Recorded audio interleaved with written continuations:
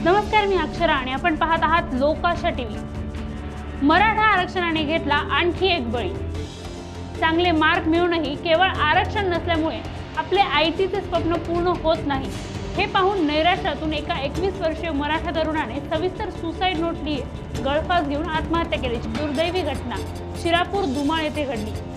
त्याची suicide note वाचून समाजातील विद्यार्थ्यांचे वास्तव जगासमोर आले। हे वास्तव मानण्यासाठी तरुणांना आत्महत्या करावी लागते हे दुर्दैव आहे। सुसाईड नोट मध्ये काय लिहिले आपण पाहूयात। मी प्रवीण पिंगळे स्वखुशीने हा निर्णय घेतला आहे। कदाचित आरक्षण भेटलं असतं तर ही वेळ आली नसती।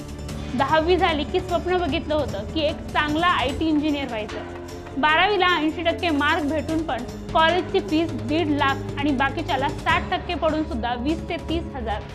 वाईट वाटतं ही तुमची योग्यता मार्ग बघून नाही तर कास्ट बघून ठरवली जाते। आरक्षणाची किंमत तेव्हा समजते जेव्हा कॉलेजला लाख भरावे लागतात। मग खूप दिवस झाले होते, ऍडमिशन चालू होऊन खूप कॉलेजला कॉल केले, वाटले ही फीस कमी घेईल पण सगळे सारखेच। वाट बघितली, कुणबी भेटलं परंतु आरक्षण नाही भेटलं।